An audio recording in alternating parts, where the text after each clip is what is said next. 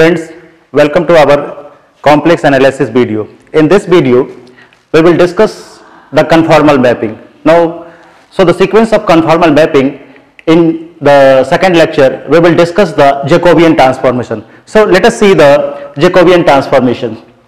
In Jacobian transformations, we have in the formal way of the complex functions, we have taken u with the functions u equal to u of xy and v equal to, here is some missing typing mistake, v of xy. Map in the closed region R of z plane, and we have to change this z plane into the w plane. That's why we have indicated here the Jacobian transformations. Let del of az and del of aw means that we have to change the result z plane to w plane. That's why we have taken the two region z to w.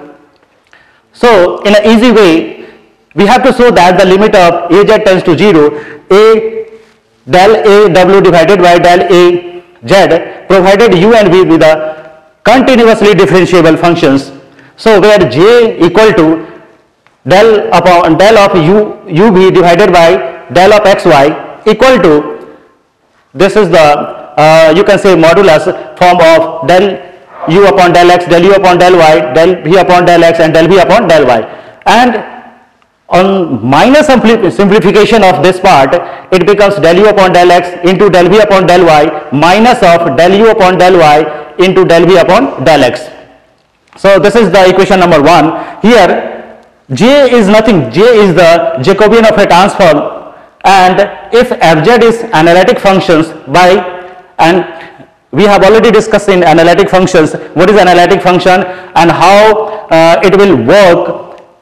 The necessary part of the CR equation is del u upon del x equal to del v upon del y and del u upon del y equal to minus of del v upon del x. So this is nothing, this is the necessary part of CR equation. So by using the necessary part of CR equation, on substituting this value, means necessary part of the result of CR equation in equation 1, so equation 1 becomes the form del upon del x of uv equal to del u upon del x into del v upon del y minus of del u upon del y into del v upon del x, and by using the CR equation it becomes del u upon del x into del v upon del x minus del u upon del y minus of del v upon del x. So this result becomes the form of, we can write this result in the form of modulus of del u upon del x of squared plus del v upon del y of squared.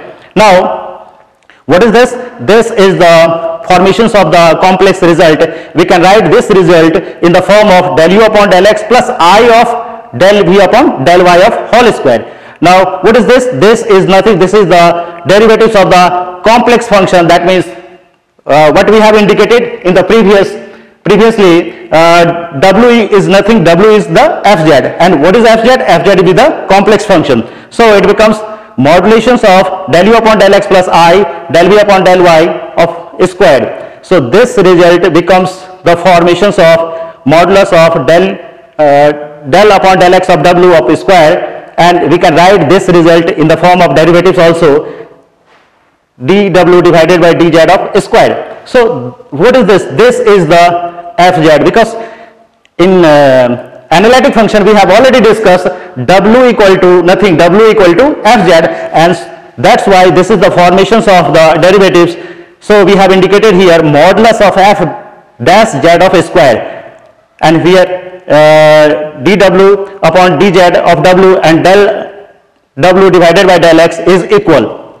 Thus we have proved that del upon del x of xy of uv equal to modulus of f dash z of square, and if fz is analytic, because all the results had to go through the process of analytic, that's why if fz is analytic, so it follows the transformation in the particular region and where f dash is not equal to 0. So friends, this is nothing, this is all about the Jacobian of a transformation in conformal mapping. So in the sequence of conformal mapping, we will discuss the next related topic of conformal mapping.